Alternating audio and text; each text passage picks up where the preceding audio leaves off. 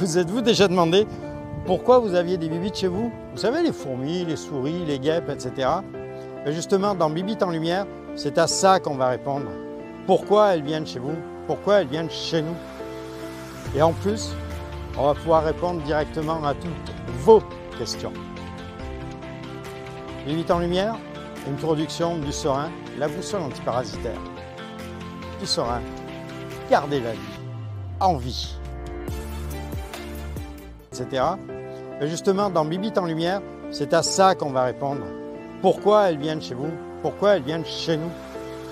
Et en plus, on va pouvoir répondre directement à toutes vos questions. Bibites en lumière, une production du Serein, la boussole antiparasitaire. Du Serein, gardez la vie en vie. Bonjour à tous, comment allez-vous? On est le jeudi 31 octobre, le jour d'Halloween, et c'est justement le podcast, c'est une spéciale Halloween que nous allons faire aujourd'hui. Alors déjà, qu'est-ce qu'on va voir dans ce spécial Halloween? Tout simplement l'histoire un petit peu d'Halloween et surtout et principalement les animaux d'Halloween. Alors c'est qui ces animaux d'Halloween? Quels sont-ils? Pourquoi ils ont marqué cet événement d'Halloween? Et principalement, on va voir aussi leur légende autour de ça. Et on aura en invité spécial, dans la deuxième partie, Carole Morin, qui est une médium internationale, qui va nous parler aussi des énergies de ces animaux. Donc, déjà, pour l'histoire d'Halloween, ça vient tout simplement de Hallows Eve, ça veut dire la veille du jour de tous les saints. C'est en gaélique, là, ou en anglais. Et puis, à l'origine, c'était tout simplement le remplacement de nom de la fête du Samhain, S-A-M-A-I-N. C'était le mois de novembre là-dessus, parce qu'avant, il y avait deux parties dans l'année. Il y avait une partie qui était la partie claire, un semestre dit clair, qui représente le printemps et l'été, et une partie qui était plutôt sombre, qui était donc le Samhain, qui était donc la fin de l'automne là, et l'hiver. Donc on rentrait les animaux et tout ça, et ça permettait, c'était vraiment ça. Et puis, donc c'était une fête surtout celtique et gauloise, et ça permettait d'accueillir la nouvelle année et d'être en lien aussi avec l'esprit des défunts, puisque la nuit était surtout représentée, symbolisée à ce moment-là, ces esprits-là. Donc, c'était une durée à l'époque d'à peu près 7 jours aux alentours de la pleine lune, une des pleines lunes d'octobre ou de novembre, là, la plus proche qui était là, 3 jours avant, 3 jours après, puis le point dominant était cette pleine lune. Comment c'est arrivé de l'Irlande, enfin des pays celtes, jusqu'en Amérique du Nord? Principalement avec l'exode des Irlandais suite à la famine de 1846-1848. Ils ont amené la Saint-Patrick et ils ont amené aussi cette fête d'Halloween. Et c'est à partir de là que, à la fin du 19e siècle, les États-Unis ont considéré ça comme une fête nationale et ont permis à ce moment-là aux enfants d'aller chercher des bonbons. Et ça a donné cette fameuse phrase « des bonbons ou un sort, trick or treat », en allant frapper chacun dans les… comment ça s'appelle ? Aux maisons. Mais surtout, parfois, ça a aussi donné des choses assez étonnantes dans les croyances. Je vais vous en citer une, là. Par exemple, c'était éviter de traverser les rues aux intersections. Pourquoi? Parce que les croisements, ces intersections, étaient donnés comme étant un lieu de rassemblement des diables, des démons, des loups-garous, des sorcières, etc. Et à ce moment-là, en traversant, on pouvait être happé par ces entités-là, par ces personnages-là, et tomber justement dans d'effroyables choses ou être pris au niveau énergétique par ça. De notre côté, s'il y avait une autre croyance qui pensait que en passant là, ben, on pouvait aussi être en contact avec les entités de l'autre monde. Et à partir de là, ben, tout simplement, on pouvait être en contact avec eux. Et ils nous donnaient l'avenir qu'on allait avoir et les événements qui allaient se passer. Mais on va quand même en venir à une chose, c'est aussi la partie au niveau des animaux. Alors, on va voir les corbeaux, les serpents, et puis les 5 majeurs. Les chouettes, les hiboux, les chauves-souris, les rats, les araignées, et surtout les chats et les chats noirs.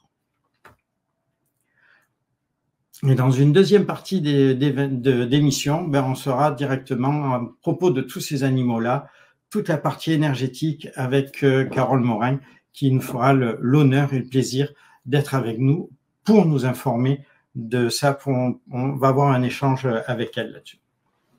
Alors, le corbeau, c'est en Europe principalement l'animal, c'est l'oiseau de malheur.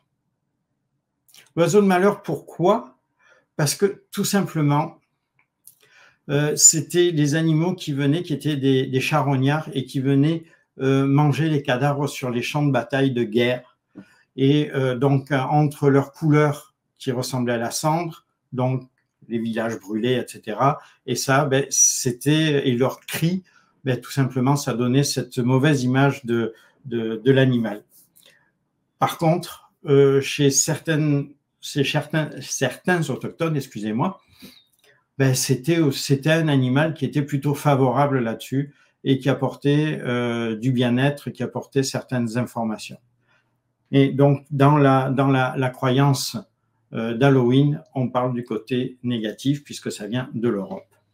On a aussi les serpents. Alors, le serpent a toujours été l'animal du mal en tant que tel, puisque c'est l'animal, d'après la Bible, qui a incité Ève à aller cueillir le fruit défendu, à le faire croquer à Adam et à les faire tomber dans autre chose que le paradis.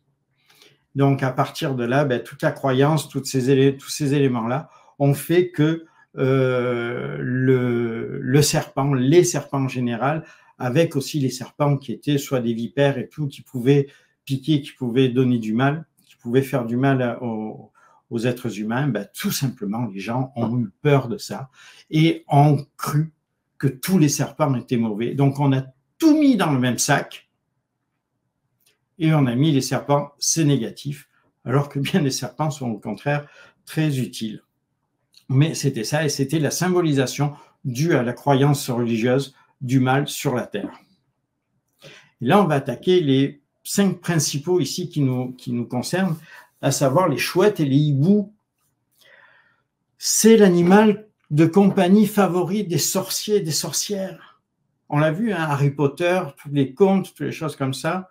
Donc, c'est un animal qui est nocturne, qui voit dans le noir, qui agit, qui intervient, qui va chasser dans le noir. Et le noir, ben, pour la plupart des gens et pour la plupart des religieux, la nuit, c'est le territoire, c'est la partie du diable, c'est la partie négative. Donc, les animaux qui vivent dans le noir, c'est directement relié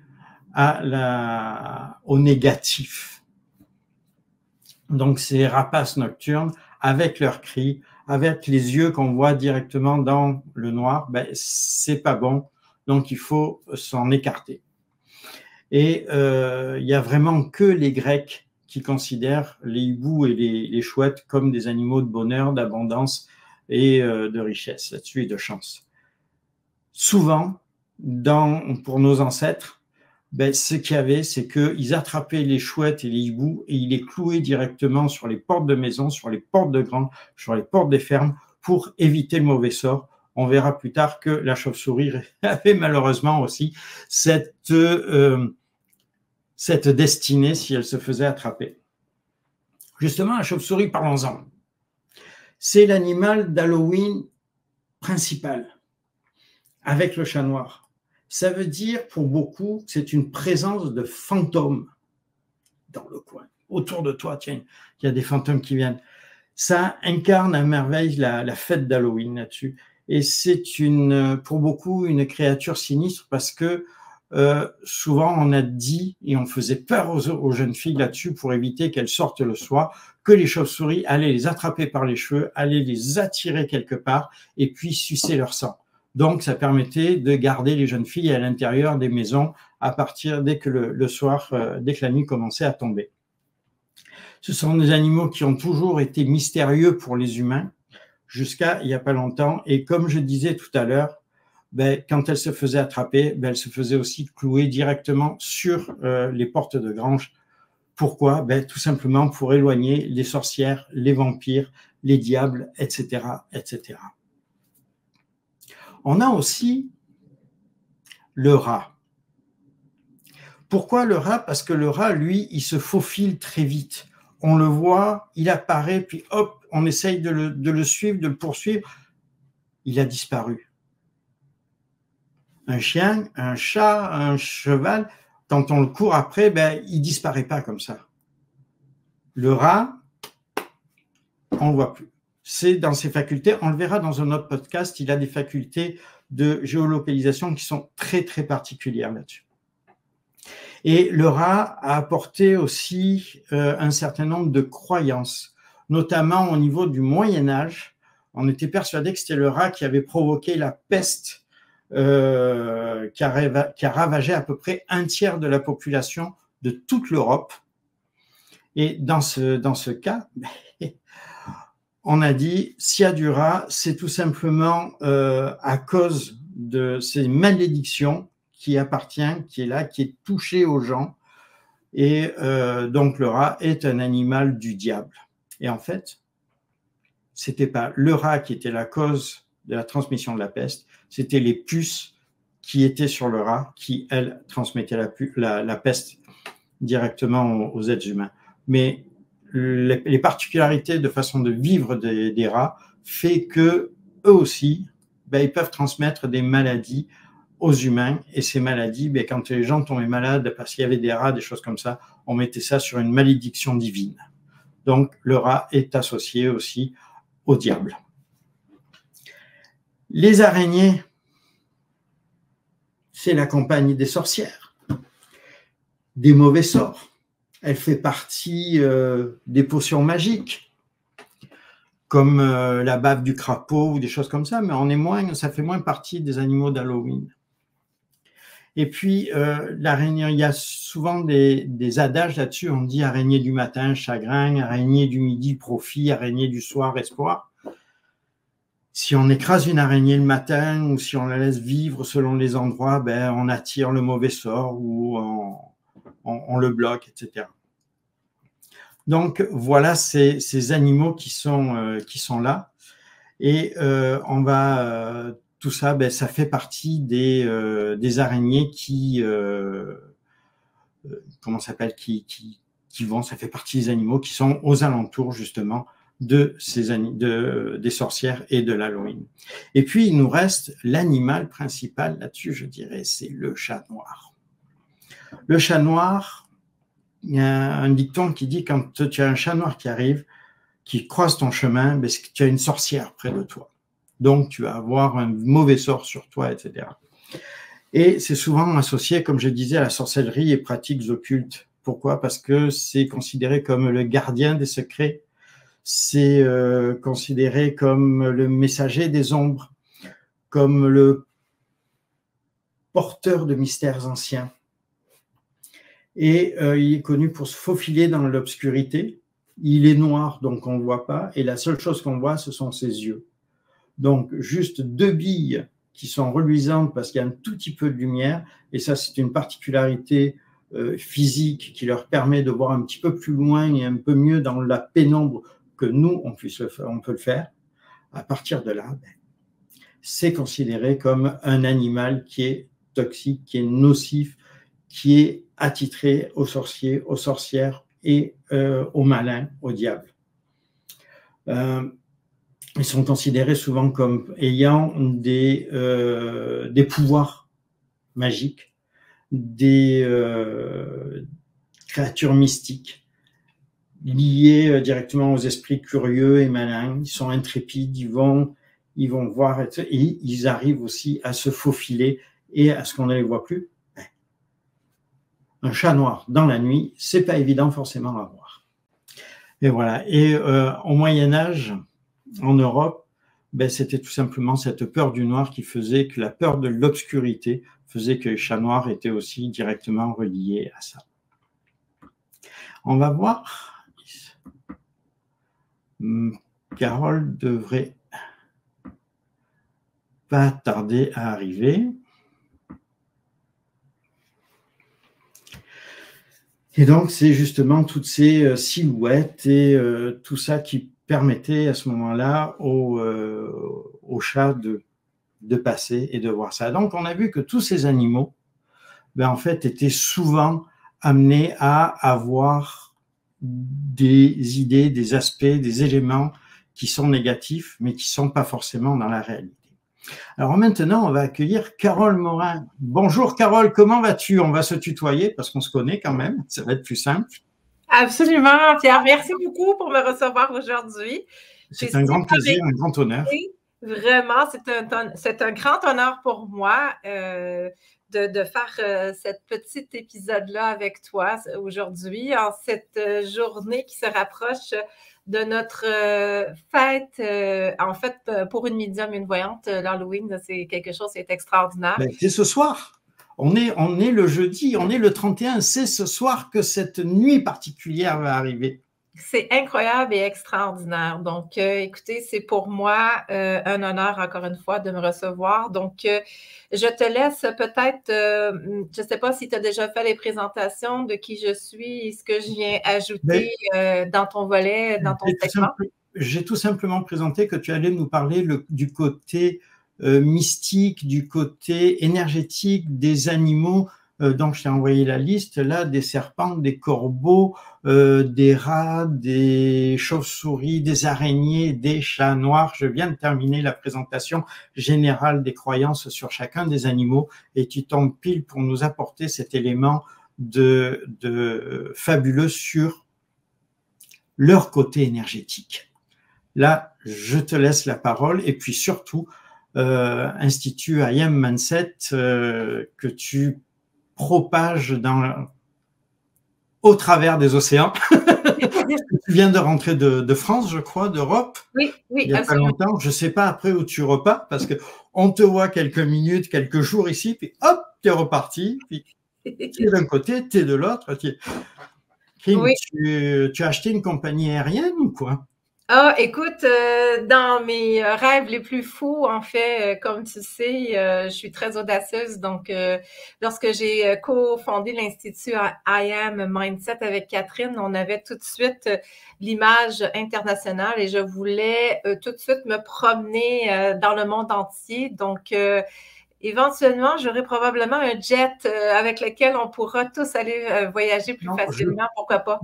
Je pense même que tu vas faire appel à des chauves-souris ou à des corbeaux pour vous transporter jusqu'à les balais. Je travaille déjà avec le corbeau, justement. Je vais commencer par le corbeau pour moi qui est dans l'énergie.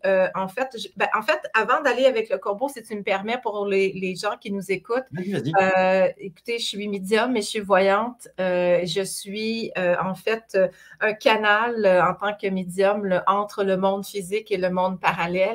Et je suis la messagère, donc je reçois les messages et je peux parler avec les morts, autant avec les animaux qu'avec les êtres humains. Et puis, mon côté voyance me permet d'avoir une vision des vies antérieures, des vies passées, votre passé, présent et aussi le futur. Et je travaille beaucoup avec les animaux. Pour moi, les animaux font partie de ma vie intégrante puisque je suis aussi communicatrice animalière. Et quand on s'est rencontrés, Pierre, et que tu m'expliquais dans la philosophie dans laquelle tu amènes les gens en conscience avec les animaux, moi, je trouvais ça original dans la façon de faire. Et on a la même fréquence vibratoire au niveau de l'amour pour les animaux. Donc, d'amener l'humain derrière à comprendre la contribution qu'un animal peut avoir. Et je trouve ça extraordinaire parce qu'aujourd'hui, la raison pourquoi je voulais participer avec toi, c'est qu'il y a aussi une contribution dans l'énergie, évidemment, comme tu l'as si bien mentionné, pour chacun des petits animaux que je vais vous dicter aujourd'hui. Bien sûr, il y en a une panoplie d'autres, mais on en a choisi quelques-uns spécifiques pour la thématique actuelle. Donc, pour moi, je vais débuter avec le corbeau, si tu me permets. Vas-y, vas-y. Alors, pour moi, le corbeau, c'est la représentation. Oui, souvent les gens vont dire ça représente un présage de la mort et ça va représenter dans l'énergie, c'est un support et un soutien que l'animal va amener. En fait, je vous explique par rapport à l'énergie, c'est que le corbeau a cette capacité-là à ressentir justement l'énergie de la mort qu'on appelle pour amener les âmes à venir s'élever. Parce que le corbeau représente réellement la transformation, mais aussi l'intelligence. Parce que si on regarde des corbeaux et qu'on fait des tests avec eux, ils sont capables d'ouvrir des pots, ils sont capables de débarrer, déverrouiller des choses. Donc, ils sont très, très intelligents. Et pourquoi est-ce que les sorcières, si on peut dire ça comme ça, ou les médiums, peu importe, ou les voyants, travaillaient, et certains toujours travaillent avec le corbeau, c'est que le corbeau a la capacité, c'est un messager céleste. Donc, tous les ailés sont des messagers célestes, mais ils ont leur catégorie. Donc, ils sont là aussi pour venir aider, exemple, pour moi, dans mon canal, si j'ai quelque chose à recevoir au niveau de l'énergie, bien, le corbeau va venir se présenter pour venir me livrer un message pour la personne qui est en avant de moi. Donc, pourquoi? Parce que le corbeau est capable de montrer très, très haut dans la fréquence. Il est capable de capter certains messages et de les livrer. Le corbeau, c'est aussi un guide pour la personne qui travaille dans les énergies, qui vient vraiment aider à mettre les choses au clair. Donc, le corbeau vient apporter une clarté. C'est spécial parce qu'on a aussi, dans la famille du corbeau, la corneille. Le jet bleu aussi. Oui, et le jet bleu, il y a le cardinal, il y a plein de choses. Et pour moi, la corneille, c'est la signification aussi de la transformation, mais la corneille, différemment du corbeau dans l'énergie, elle va apporter le renouveau. Donc, souvent, quand vous êtes dans un cheminement spirituel et que vous êtes en train de travailler sur vous-même, parce qu'il faut dire aussi, oui, je suis médium voyante, mais je suis aussi coach. Donc, je fais de l'accompagnement, du développement personnel et aussi professionnel. Et je joins la spiritualité dans ces deux domaines. Et c'est là où est-ce que, dans cette force-là, on va avoir des petits animaux qui vont venir nous faire des petits coucous pour nous partager des messages. Et la corneille, c'est vraiment, elle va se présenter quand la personne est prête à faire un changement dans sa vie. Donc, il y a quelque chose qui va changer dans l'énergie pour capter une nouvelle énergie, pour ouvrir un nouveau chapitre. Plus particulièrement dans le mois d'octobre, c'est un mois de renouveau. Alors, très souvent, vous allez voir plus nombreux les corbeaux, les corneilles se présenter plus en masse, plus souvent dans cette ère-là parce que énergétiquement, ce sont les animaux les mieux placés au niveau de l'énergie pour aider à la transformation. Tout à fait. Donc, c'est vraiment pour moi quelque chose qui est incroyable et extraordinaire. Je veux juste renchérir sur leur capacité. Vas-y. Des études scientifiques là-dessus, d'observation, ont prouvé qu'un corbeau avait à peu près la capacité mentale d'un enfant de 5 à 6 ans. Intéressant. Ouvrir un pot, prendre une baguette pour aller sortir quelque chose, prendre des pierres parce qu'il n'arrive pas à les boire dans un bocal ou dans un verre, il n'arrive pas, c'est trop loin. Il prend des pierres pour faire monter le niveau d'eau pour pouvoir boire. C'est extraordinaire. Il y a des choses là, c'est fabuleux. Et je comprends que ça pouvait paraître magique pour certains anciens. Je te redonne la parole pour, si tu veux continuer sur là ou sur d'autres animaux. Oui, puis pour rajouter par-dessus ce que tu viens de dire, pour non le corbeau, mais pour la corneille, elle est justement reliée à la magie. parce qu'elle permet de créer des éléments, elle permet de créer des choses que le monde physique n'est pas capable de comprendre, mais que l'intangible, l'invisible contribue. Sachez que, effectivement, lorsqu'on n'est pas capable de comprendre des choses, bien, on va l'associer tout de suite à de la sorcellerie ou quelque chose de négatif parce qu'on n'est pas capable de l'expliquer. Donc, souvent, les gens, ils vont penser quelque chose de négatif alors que c'est quelque chose de magique, de beau. Et ce que moi j'aime, c'est que moi je renchéris sur tout ce qui est amour, gratitude, bienveillance et sur toute la contribution que les animaux peuvent faire, qui est extraordinaire. Et la corneille, elle est reconnue pour nous aider à être plus créateurs dans notre vie de magie, mais aussi elle est porteuse de prophéties. Donc, ça, c'est très intéressant parce que, et c'est un allié qui est extraordinaire en tant que médium et voyante aussi. Donc, on peut travailler avec ces animaux en énergie pour nous aider aussi à travers la canalisation qu'on reçoit. Comme on peut se connecter à des guides, à des anges, à des archanges, eh bien, il y a aussi les animaux avec lesquels on peut se connecter pour recevoir de l'information, bien évidemment. Ce qui est intéressant aussi, c'est qu'on va parler aussi du serpent. Donc, le serpent, c'est vraiment aussi associé au renouveau, hein, parce que le serpent va muer, va changer de peau. Donc, forcément, c'est relié à l'énergie du renouveau, mais c'est aussi relié à l'énergie de la terre. Pourquoi? Parce que le serpent rampe sur la terre et il est toujours connecté directement avec cette énergie-là. Donc, l'énergie de la terre nous permet de mieux nous enraciner, mieux nous ancrer, travailler notre moment présent aussi dans l'énergie. Donc, le serpent a vraiment cette belle énergie-là. Il y a aussi une énergie, ce qu'on appelle d'auto-guérison, si je peux dire ça comme ça. Parce que le serpent, par lui-même, est capable très souvent de se défaire de certaines attaques ou de certains venins qu'il aurait pu recevoir. Donc, il est capable de lancer par lui-même un processus d'auto-guérison. C'est vraiment fantastique, c'est vraiment extraordinaire. Puis, c'est fascinant pour moi de voir à quel point est-ce que les animaux ont une belle contribution, beaucoup plus grande que qu'est-ce qu'on peut imaginer. Et pourtant, les serpents, c'est l'animal qui représente le diable. À cause de qui? À cause de la Bible là-dessus. Donc, on a beaucoup cette aura de dire c'est un animal qui est toxique, qui est nocif, et pourtant, la réalité nous montre qu'au contraire, c'est bien ils apportent vraiment des choses positives à l'humain et à la nature. Je sais que tu es pressé, donc je te laisse continuer là-dessus. Non, il n'y a pas de souci. Il faut voir ça comme il y a toujours deux côtés à une médaille.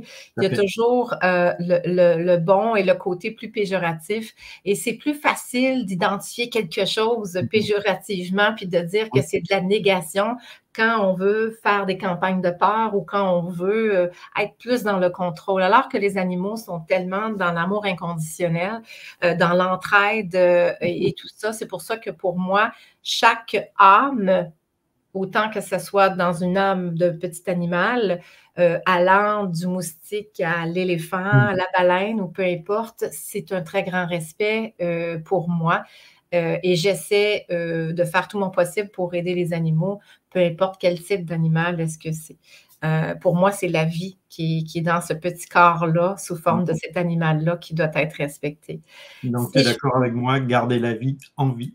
Oui, exactement. Donc, qui sommes-nous? Hein? Qui sommes-nous pour tuer certains animaux ou quoi que ce soit? Bon, surtout respect pour les gens qui font la chasse ou qui font autre chose, mais pour moi, ça fait... il y a aussi dans ces cas-là un choix d'âme de l'animal là-dessus, qui décide de donner son corps et qui se présente devant. Ça, les autochtones me l'ont dit souvent. On vient, on va prier, on va demander, et puis c'est l'animal qui vient se présenter. Il n'y en a pas 36, il y en a un qui vient se présenter. Exactement. Et j'adore ce que tu viens de mentionner parce que, évidemment, c'est sûr et certain que moi, quand je reçois la nourriture parce que je ne suis pas végétalienne, donc, mais je mange en conscience et je remercie l'animal pour avoir sacrifié sa vie et je change le taux vibratoire avant de l'ingérer dans mon corps. Donc, ça fait toute une différence dans le processus, dans l'après-vie, parce que l'animal a réellement donné sa vie, peu importe la façon que sa vie s'est terminée. Et ce qui était très honorable avec les Autochtones, effectivement, c'est qu'il y avait une communication constante avec les animaux, avec la nature, pour constamment valider si c'était OK. Donc, il y avait un très grand respect qui s'est perdu au fil des années, malheureusement, avec les générations, mais que je tente, moi, à ma façon, de ramener cette conscience-là, que les animaux ont chacun leur place et de les respecter le plus possible. Il y en a de plus en plus qui reprennent cette conscience-là. Tout à fait, tout à fait. Donc, si on veut aller avec le prochain animal qu'on avait à noter, c'était la chouette. Donc, on a la chouette, c'est la représentation de tout ce qui est en lien avec la sagesse, mais aussi l'intuition dans l'énergie, puis la clairvoyance. Tout à fait. Donc, la chouette nous permet de voir, parce que sachez que la chouette, au niveau de la vision, elle va fonctionner beaucoup plus avec les sensations qu'elle va ressentir que la vision, même si elle a de beaux grands yeux. C'est vraiment tout ce qui est dans l'intuitif avec lequel elle va fonctionner pour se nourrir. Donc, dans l'énergie, c'est vraiment un radar et un GPS incroyable. C'est un peu comme avoir la foi. C'est ne pas avoir la foi des yeux, mais d'avoir vraiment la foi en soi. C'est de croire en soi et tout ça sans avoir un visible tangible en avant de nous. Donc, la chouette nous amène dans cette belle énergie-là de nous faire confiance. Et je vais rajouter par-dessus ça parce qu'on a aussi ce qu'on appelle le hibou, qui est aussi un symbole de clairvoyance, mais c'est aussi le GPS de l'âme. Dans la représentation. Donc, ça vient vraiment tout interconnecter et l'hibou vient nous connecter à notre sagesse ou notre connaissance spirituelle, si je peux dire ça comme ça. D'ailleurs, je précisais tantôt que oui, pour les Européens, pour les Anglo-Saxons, c'est un élément négatif, sauf pour les Grecs qui considèrent le hibou, la chouette, comme un symbole de bonheur, d'abondance, vraiment quelque chose de très positif. Et justement, un des plus beaux porte-bonheur qu'on puisse avoir, ce sont des pendentifs avec un symbolique de chouette. J'aime beaucoup ce que tu viens rajouter parce que la chouette et l'hibou, qui sont un peu dans la même famille, vont venir nous faire travailler de se fier davantage à notre intuition. Tout à fait. Donc, de se fier à cette belle GPS-là. Puis, remarquez le nombre de fois que vous écoutez réellement quand il y a quelque chose qui remonte à l'intérieur de vous, quand vous n'êtes pas à l'écoute de cette petite voix intérieure qu'on appelle, eh bien, très souvent, les gens vont faire comme « Ah, j'aurais dû suivre mon intuition, je ne l'ai pas suivi. » Donc, il y a des leçons à apprendre de tout ça. Donc, pardon, je vais juste me prendre une petite gorgée d'eau. Vas-y, je vais te suivre. À la tienne. À la tienne et à la vôtre. Donc, si on va avec le prochain animal qui est la chauve-souris. Exact. Ça, c'est intéressant parce que la chauve-souris, elle n'utilise aucunement aussi ses yeux. Elle fonctionne vraiment par fréquence. C'est la communication pour moi, ce que je ressens. C'est vraiment un lien, un symbole de communication là-dessus entre les êtres. Exactement. Et pour moi, dans l'énergie, la chauve-souris, c'est le symbole de transformation aussi, de renaissance, mais aussi d'être capable de trouver la lumière à travers l'obscurité. Donc, c'est vraiment pour moi énergétiquement très vibratoire, la chauve-souris, parce qu'elle nous permet d'ascensionner et d'aller trouver cette belle lumière-là énergétiquement, puis de reconnecter à nous, puis ça nous emmène à embrasser aussi l'inconnu. Donc, parce que la chauve-souris, lorsqu'elle va aller chercher sa nourriture et qu'elle se promène, elle doit sortir et se mettre aussi vulnérable parce qu'il y a d'autres animaux qui pourraient venir la chasser. Mais elle a confiance, elle va chercher ce qu'elle a besoin et elle revient. Donc, moi, je trouve ça fascinant, vraiment. C'est par son sonar là-dessus qu'elle sait s'il y a quelque chose de positif, de négatif. Sur certains dossiers, j'ai pu entendre directement les cliquetis, les recherches de leur sonar là-dessus. J'étais complètement impressionné d'entendre ça parce que j'étais le seul de tous ceux qui étaient autour de moi à entendre ces discussions et ces choses-là. Ça fait un bouquin c'est infernal, mais c'est extrêmement intéressant. Puis on sait quand est-ce qu'elle va la capturer, elle a mangé, etc. Et elle ne sort que 4 heures par jour. Le reste du temps, elle se repose. C'est très impressionnant. Moi, j'ai assisté en Italie. On est allé voir dans une grotte spécifiquement et on était aux abords de la grotte et on savait à une certaine heure, le guide nous avait indiqué que la masse, parce qu'il y a des milliers, de chauves-souris qui sortent en même temps et le spectacle était merveilleux et magnifique. Et tu sentais, là, moi personnellement, qui est une personne extrêmement empathe, qui ressent les énergies et les vibrations, écoutez, j'étais là électrocutée là, de l'énergie là, des chauves-souris tellement que vibratoirement, c'était puissant. Et pour moi, la chauve-souris, c'est la représentation vraiment ultime de la renaissance pour moi. Donc, j'adore cet animal. C'est un animal qui est mystique, mais c'est aussi un animal qui fait partie de nos ancêtres, hein, parce qu'on remonte là, dans le temps des dinosaures et tout ça. Là, ce sont les derniers, si je peux dire ça comme ça, animaux dans cette lignée-là, où est-ce qu'ils ont un aspect physique un peu plus ancien, mais pour moi, c'est fascinant de voir comment est-ce qu'ils sont capables très bien de se repérer. Et les milliers de chauves-souris qu'il y avait, je me suis dit, il n'y en a pas une qui se sont cognées. Hein. Ils étaient tous alignés. C'était incroyable, incroyable. Fait que pour moi, c'est vraiment wow. D'ailleurs, quand tu parles, ce qui est intéressant, c'est que tu parles justement de symboles de renaissance. Et l'Halloween, c'est la fête de la nouvelle année.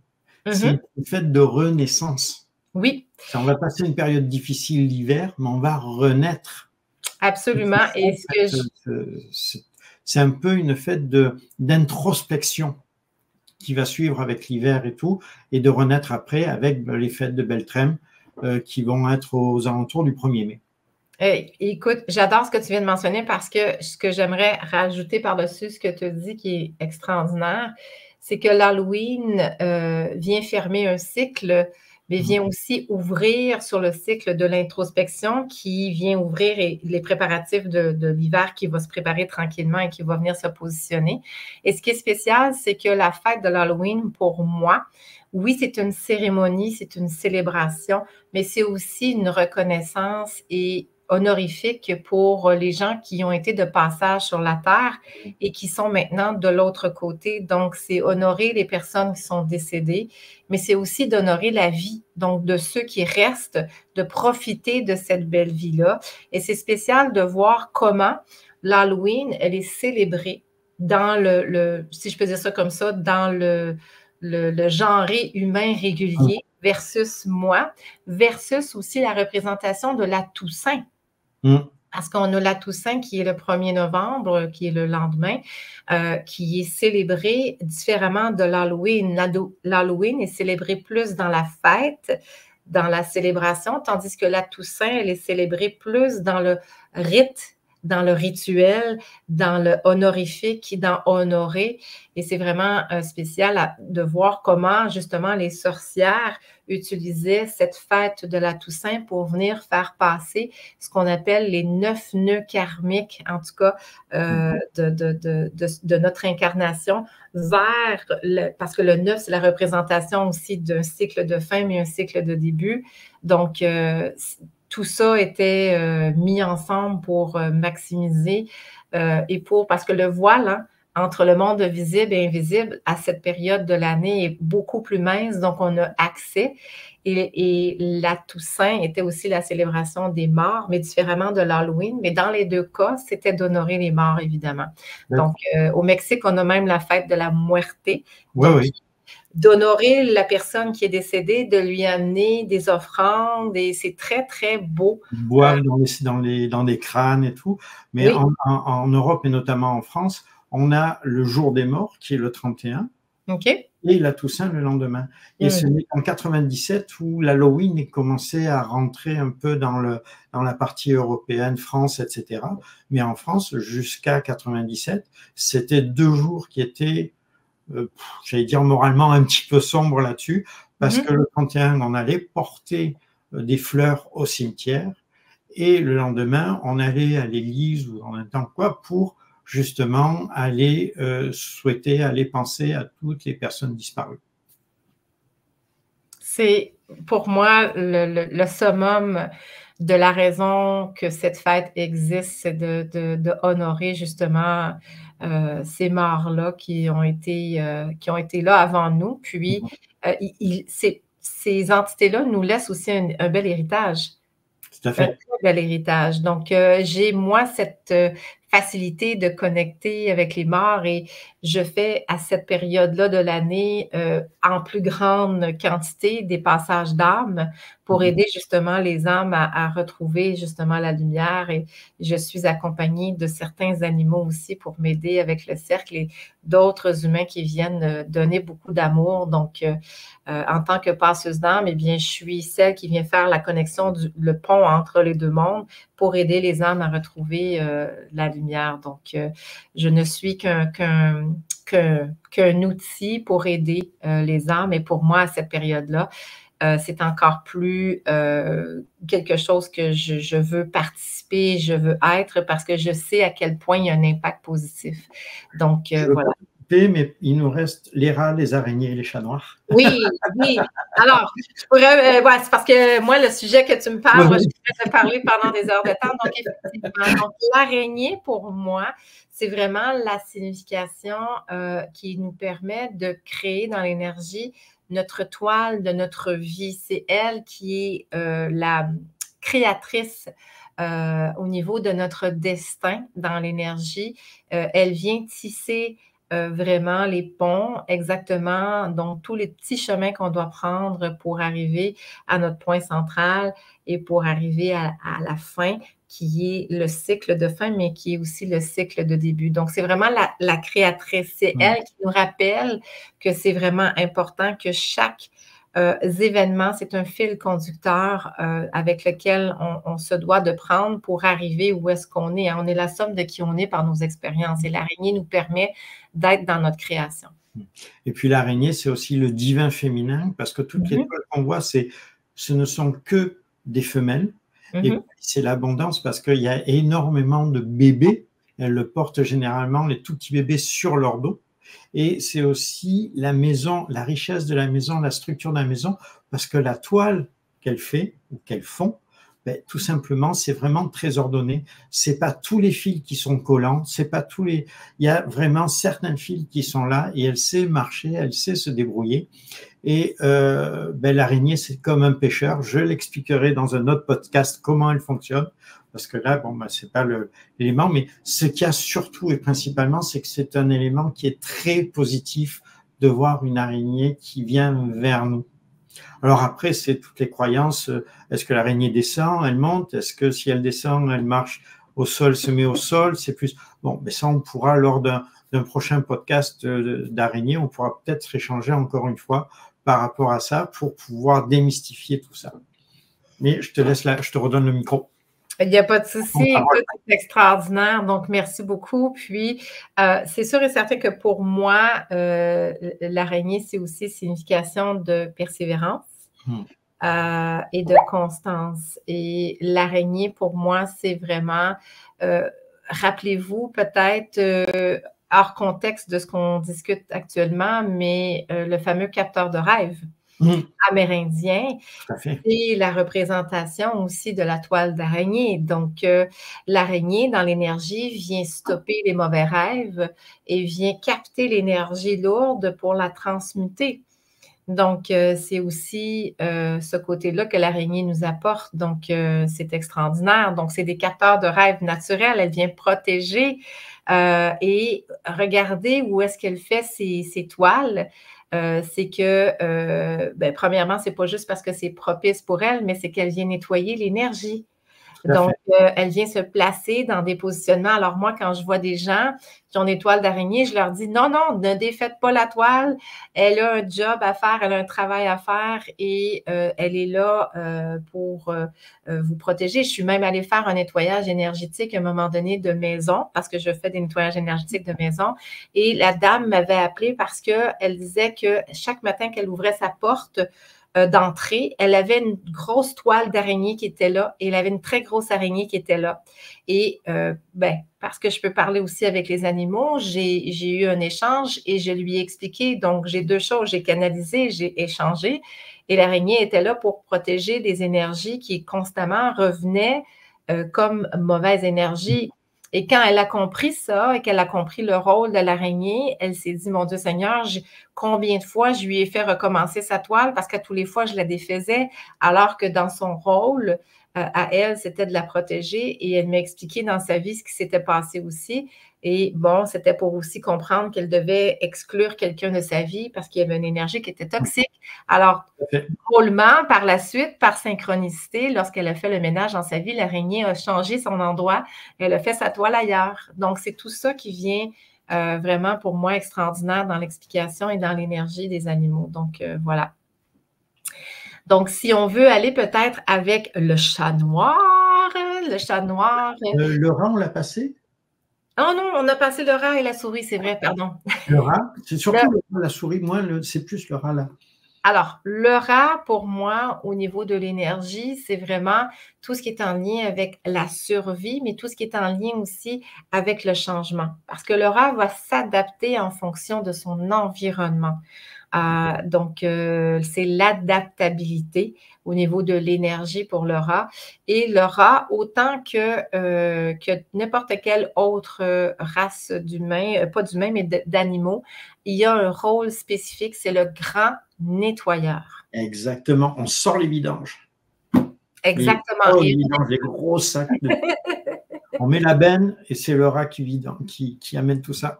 Tout à fait. Et le rat a une très grande contribution à l'équilibre planétaire. Donc, il ne faut pas les tuer parce qu'on a besoin de eux pour venir équilibrer au niveau de l'énergie de la planète. D'ailleurs, tous les animaux, comme les humains, on a une contribution au niveau de l'énergie. Donc, ils sont là pour une raison. Je suis entièrement d'accord avec toi. Donc, quoi d'autre dire? Écoute, est-ce que je peux aller avec les chats? Oui, parce que je vois l'heure, je sais que tu es pressé. On va aller directement, puis on en reparlera à ce moment-là lors de prochains podcasts. Parfait.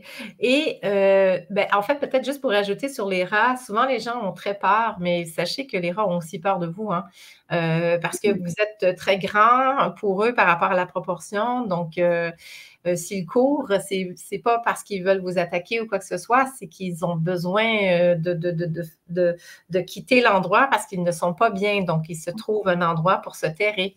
Donc, moi, je dis souvent aux gens, restez statiques, ne bougez pas, il va faire son chemin, puis vous faites le vote par la suite. On va aborder ça. J'ai plusieurs vidéos, moi, sur ma chaîne YouTube, et ça montre exactement comment les rats fonctionnent et tout. C'est absolument fabuleux.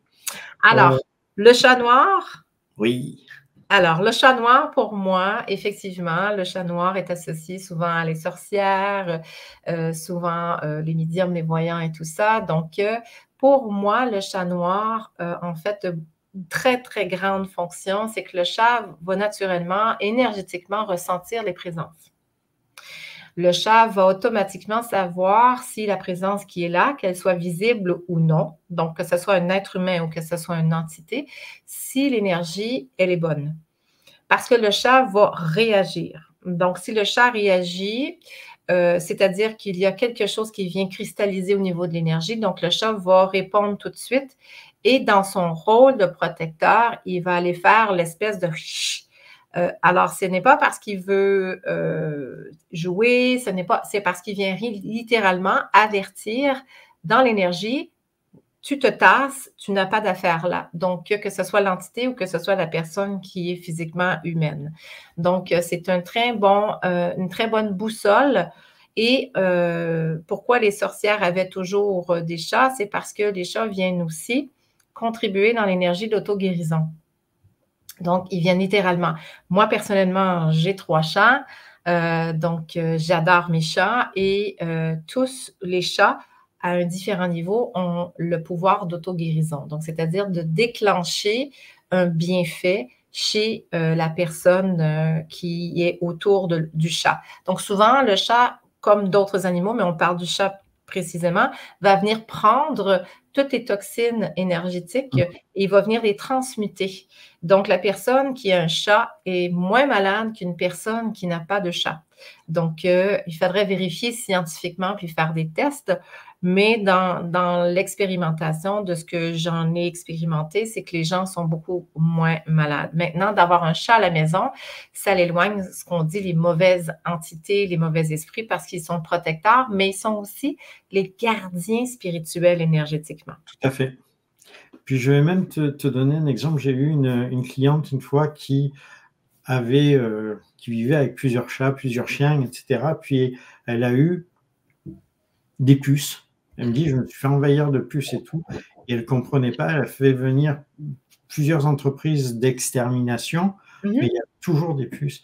Et en fait, c'est ce que les puces venaient montrer l'eczéma du chat. Et l'eczéma, ça veut dire tout simplement que la personne est mal dans sa peau. Et si le chat ressassait ça, c'est qu'il y avait énormément d'énergie négative, énormément d'incompréhension de la personne qui était concernée par rapport à son avenir, par rapport à sa vie. Et le conseil que je lui ai donné, c'est donc de faire le choix qu'elle avait à faire là, et à partir de là, de remercier les puces d'avoir d'avoir appuyé ce regard sur cet eczéma. Le chat a réglé son eczéma, les puces ont disparu en 10 jours. C'est simplement les remerciant et la personne a fait son choix là-dessus et tout s'est réglé directement après ça. Donc, le chat a vraiment cette capacité d'absorber toutes les énergies négatives, de les transmuter lorsqu'il y a ça, et en plus de ça, de nous calmer, parce que quand il se met sur nous et qu'il ronronne, il se met sur notre fréquence cardiaque. Exact. Et au fur et à mesure, il baisse son ronronnement, sa fréquence de ronronnement, il baisse notre rythme cardiaque et il nous apaise. Tout à fait, parce que moi, puis pour terminer peut-être là-dessus, il nous reste le scorpion. Je vais aller rapidement pour le chat noir, mais on dit le chat noir, mais c'est aussi tous les types de chats, parce que personnellement, moi j'ai vécu, j'avais un chat qui a pris un cancer pour moi. Littéralement. Donc, et j'ai compris par la suite, parce que c'est pas parce que je suis médium voyante que je sais tout. J'ai mon incarnation aussi à vivre, j'ai des choses à vivre. Et mon chat a littéralement pris tout le stress et l'angoisse pour moi. Et il l'a libéré pour moi, mais il l'a pris pour lui. Alors, c'est sûr et certain que c'est un choix conscient que le chat a fait. C'est par amour inconditionnel qu'il le fait et je serai toujours éternellement reconnaissante de ça. Et ça me fait prendre conscience de faire les choses différemment. Donc, je le remercie. Et il fait partie de mes guides maintenant avec lesquels je travaille. Donc, c'est extraordinaire.